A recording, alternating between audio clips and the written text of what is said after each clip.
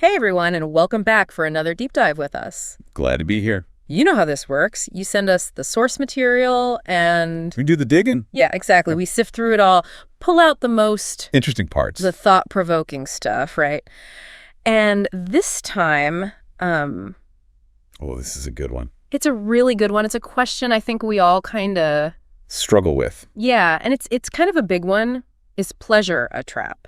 Especially now, right? Especially now. In today's world, I mean, it's so easy to get, like... Caught up in it all. Yeah, like more constantly. So much stimulation everywhere. So we're going to see what, like, philosophy, psychology, even neuroscience. Ooh, neuroscience. I know, right? What do those fields have to say about this? Yeah, what do they have to say about this age-old dilemma? Yeah, because this isn't new, right? This is something people have been thinking about for a long time. Oh, yeah, for centuries. And yet it's still... So relevant. It feels so urgent, doesn't it? Yeah. In our modern world. It really does, yeah.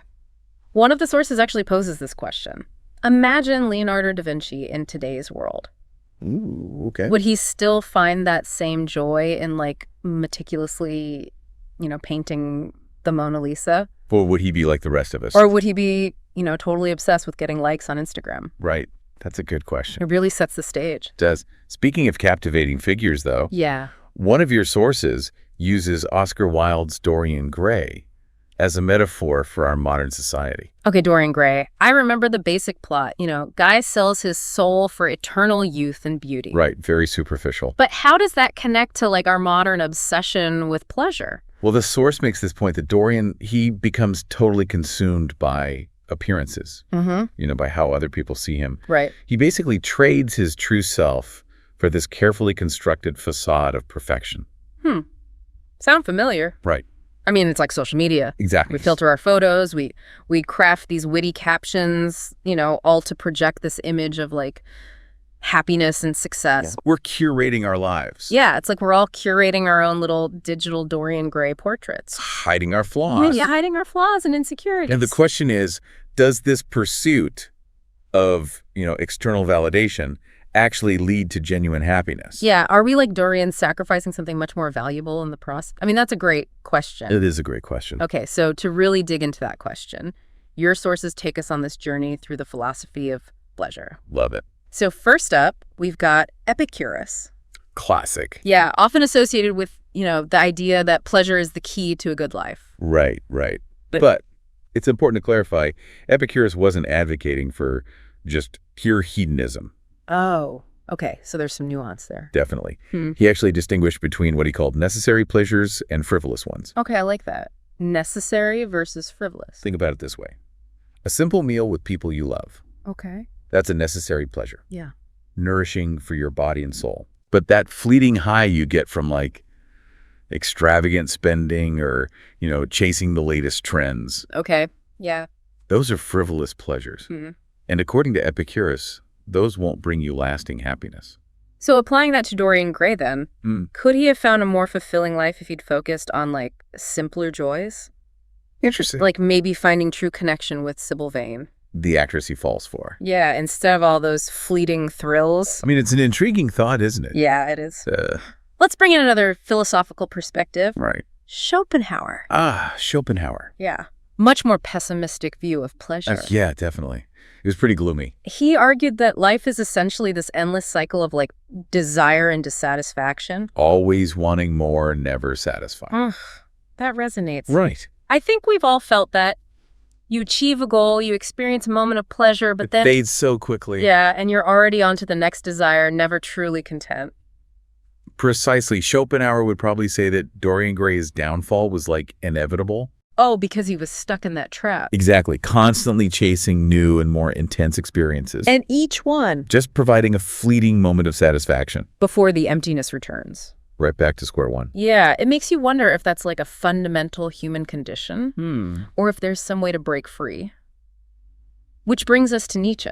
Yes, Nietzsche. A very different perspective. Totally different view of pleasure. He didn't see it as the goal, but more like a tool. A tool for what?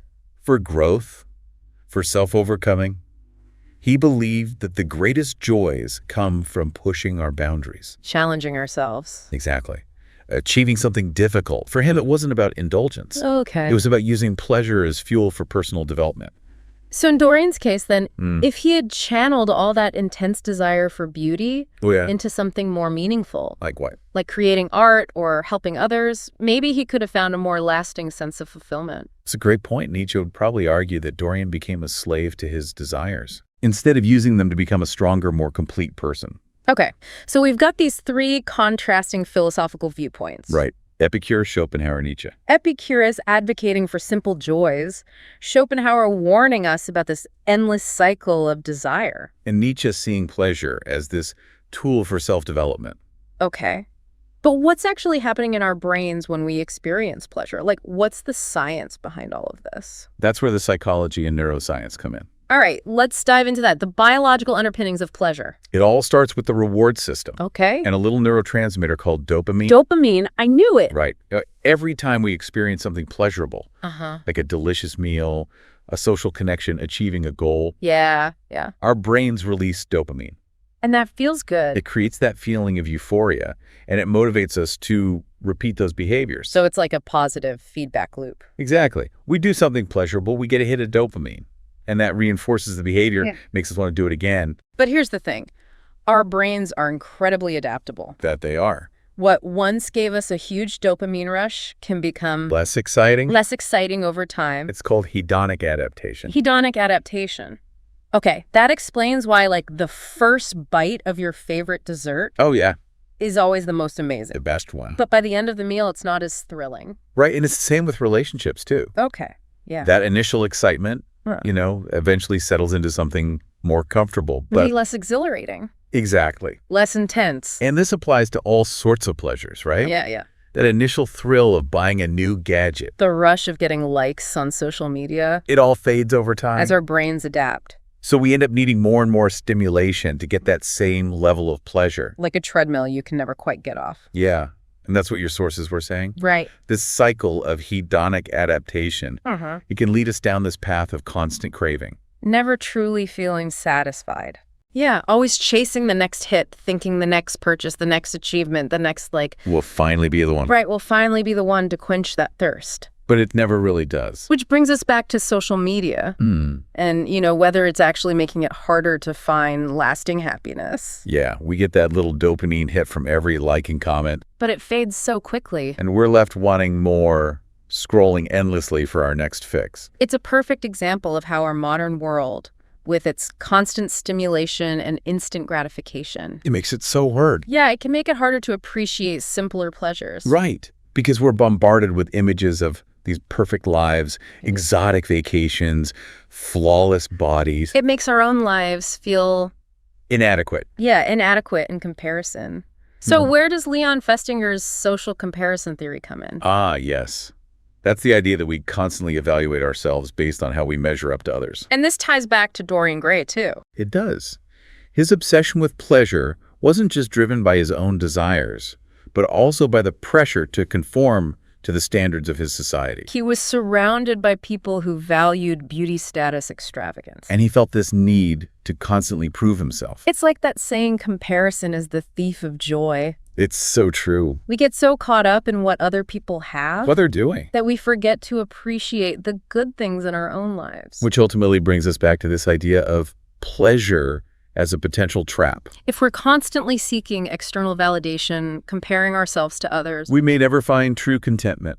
Okay, so if our brains are wired to seek pleasure and our modern world is constantly tempting us with these new and exciting things... That's everywhere you look. How do we break free? Is there even a way to rewire our brains and find like a more balanced, fulfilling relationship with pleasure? It's the million-dollar question, isn't it? It is. But your sources offer some really interesting insights. Okay. A blend of ancient wisdom and modern science. I love that. But before we get into that, I think it's crucial to understand just how powerful these pleasure-seeking pathways in our brains can become. Okay, let's explore that further. What's actually happening on like a physical level when we get hooked on pleasure? Well, one way to think about it is to compare it to addiction. Okay. To a stimulant. Like a drug. Yeah. The more we engage in a certain behavior that triggers a dopamine release, the more our brain adapts to it, requiring more and more to achieve the same effect. So you're saying we can build up a tolerance to pleasure? That's the idea. Yeah. Just like someone might build up a tolerance to a drug. Wow. So over time, those neural pathways, They become so ingrained yeah, that they can trigger these cravings and compulsive behaviors. even when we know it's not good for us. Exactly. Yeah. Even when we know logically that it's not good for us in the long run. That's kind of scary. Like, we're not entirely in control of our own desires. It highlights why understanding the neuroscience is so important. Okay. It helps us see that these patterns aren't just about willpower. They're a result of how our brains have evolved and adapted to our environment. So knowing that, what can we actually do about it? How do we regain a sense of control? How do we find a healthier relationship with pleasure? Our sources mention something called a dopamine detox. Is that like hitting the reset button on our brains? Yeah, it's an interesting concept. Dopamine detox is sometimes called dopamine fasting. Okay. It's a strategy for breaking those overstimulated pleasure pathways in the brain. So you're not literally like fasting from all sources of pleasure, are you? No, not at all. It's impossible. What would that even look like? And not healthy. Yeah. It's more about taking a strategic break from those hyper-stimulating activities that tend to dominate our lives these days. Okay, so like what? Like endlessly scrolling through social media, Oh, yeah. binge watching shows, Okay. or even overindulging in those highly processed foods that are engineered to be hyper palatable. Oh, yeah. Those are tough to resist. Right. It's all about giving our brains a chance to kind of reset, become more sensitive to those simpler, more natural pleasures that we might have lost touch with. So instead of reaching for that instant gratification, Yeah. we're consciously choosing to step back Right. and allow our brains to recalibrate. Exactly. The goal is to create a space where we can rediscover the joy in a quiet walk in nature, a meaningful conversation, Okay.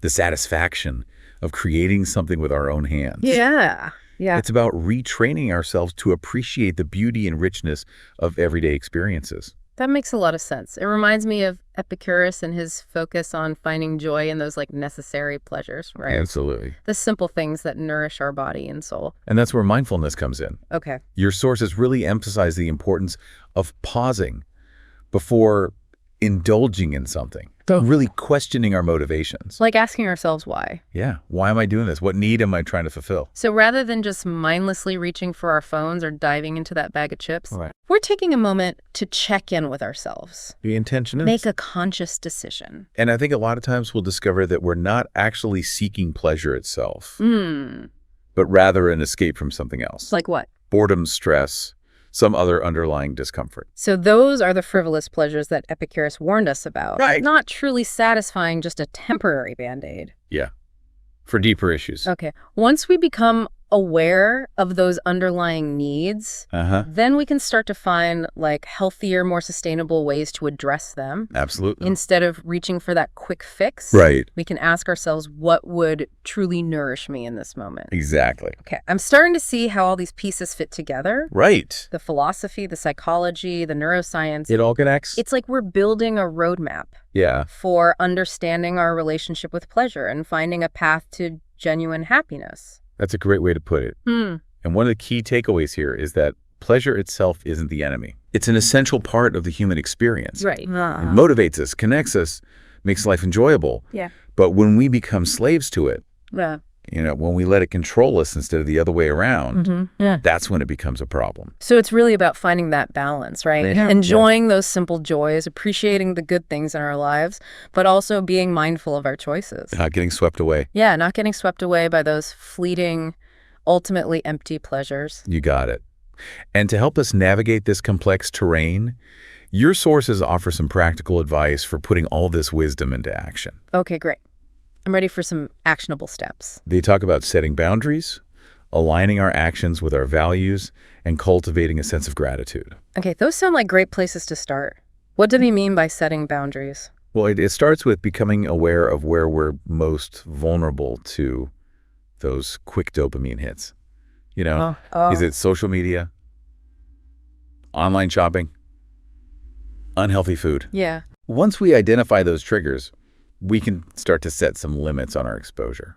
So, like, practically speaking, that could mean deleting certain apps from our phones, unsubscribing from tempting email lists. Sure.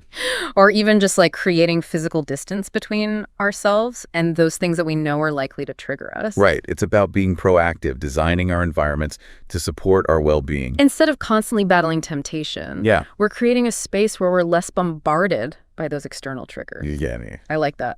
It's not about deprivation, but about making conscious choices that support our long-term goals and happiness. And what about aligning our actions with our values? That sounds kind of big. It is a big concept, but it can be incredibly powerful. It starts with taking some time for reflection, you know? Okay. Like, what truly matters to you? What kind of person do you want to be? What kind of life do you want to create? So if I value health and well-being, I'm probably not going to spend my weekends binge watching TV and eating junk food. Right. I'm going to be more inclined to spend my time cooking healthy meals, going for hikes, connecting with loved ones. Exactly. It's about making those conscious decisions that support our deeper values rather than just giving in to those immediate impulses. And it's not about being perfect. No, of course not. It's about progress. It is. Every time we make a choice that aligns with our values, Yeah. we're reinforcing those neural pathways, making it easier to make similar choices in the future. Okay, so we've got setting boundaries, aligning our actions with our values. What about gratitude? How does that fit into all of this? Gratitude is like a powerful antidote to that hedonic treadmill we were talking about earlier. You know, Okay. when we're constantly focused on what we lack, what we want, what we're missing, Yeah. it's easy to get caught in that trap of always chasing after more, never truly feeling content. It's like the grass is always greener on the other side. Right. We're so focused on what other people have that we forget to appreciate the abundance in our own lives. Exactly. Yeah. But when we shift our focus to what we already have, to the good things in our lives, however small they may seem, Yeah. it can create this sense of contentment and appreciation. So instead of dwelling on what we don't have, we're actively looking for things to be grateful for, even the small, everyday things Exactly. that we might normally take for granted. Precisely. And there are some simple practices that can help cultivate this sense of gratitude. Okay, like what? Your sources mention gratitude journaling, Okay. where you take a few minutes each day to write down things you're grateful for. Okay. It could be something as basic as a sunny day, a delicious meal, a kind gesture from a stranger. It sounds almost deceptively simple. It is simple. But I can see how over time that practice could really have a profound impact Absolutely. on our mindset and our overall sense of well-being. It's about training our brains to focus on the positive, Yeah. which can have a ripple effect on all areas of our lives.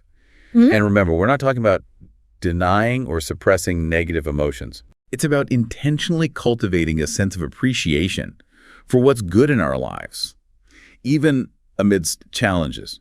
Okay, so if we can implement these strategies, setting boundaries, aligning with our values, cultivating gratitude, we can start to break free from that trap of endless craving and find a more balanced and fulfilling relationship with pleasure. That's the idea. And it's important to remember that it's a journey, not a destination. Right. There will be times when we slip up, when we give in to those old patterns. Yeah, for sure.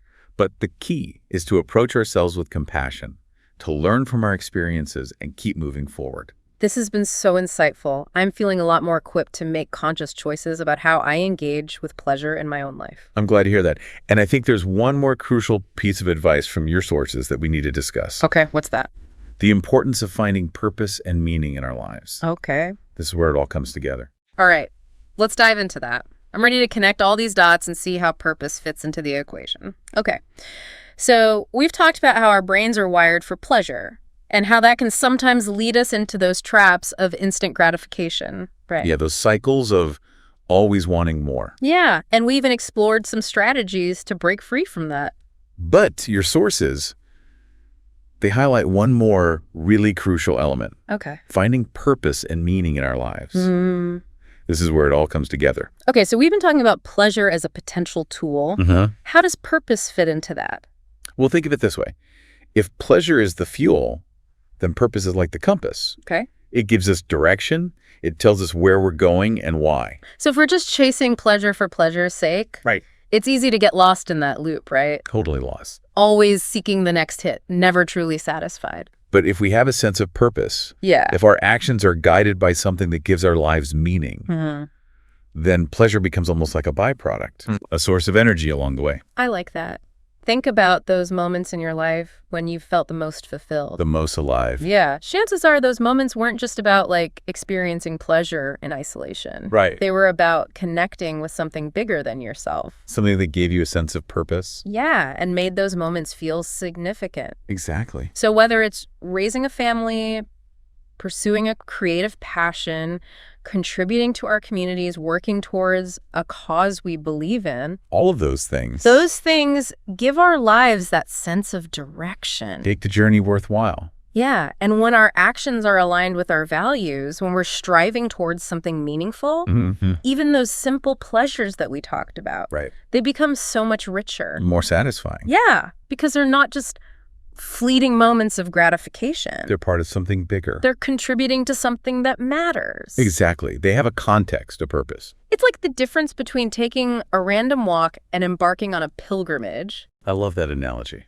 Both might involve moments of pleasure and beauty along the way. Right. But the pilgrimage, it has that depth and significance that comes from having a destination, a purpose.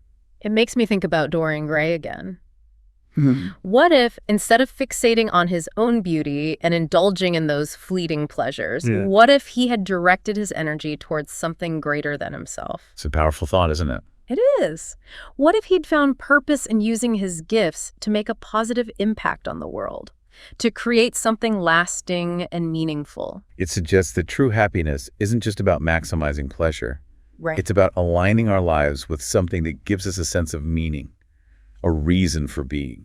And when we do that, Yeah. pleasure becomes a natural byproduct. A source of energy and motivation. As we pursue those goals that are aligned with our deepest values. Exactly. It becomes integrated into a life of purpose and meaning. It fuels our passions, it enhances our connections. And makes the journey that much more fulfilling. So to wrap it all up, this deep dive has shown us that pleasure can be both a trap and a gateway. Ooh, I like that. It's a trap when we chase it mindlessly, seeking that instant gratification and external validation. But it becomes a gateway. When we use it as fuel for growth, connection, and contributing to something larger than ourselves. You nailed it. And as we've explored, the key lies in understanding how our brains work, cultivating mindfulness, setting boundaries, aligning with our values, and ultimately finding our purpose in this grand adventure called life. So well said. This has been such an insightful exploration. I feel like I have a whole new perspective on pleasure, and I feel empowered to make choices that will lead to a more fulfilling and meaningful life. That's what it's all about. And I think your sources leave us with a powerful question to ponder as we continue on this journey. What's that? If pleasure is a tool, what are you using it to build in your life? That's a great question. So what masterpiece are we each creating brick by brick, moment by moment? And are we using the tools at our disposal, including pleasure, in a way that supports that creation? Keep exploring, keep questioning, and keep choosing those pleasures that lead you toward a life of meaning and fulfillment. That's a wrap for this deep dive. We'll see you next time for another fascinating exploration. Until then, stay curious.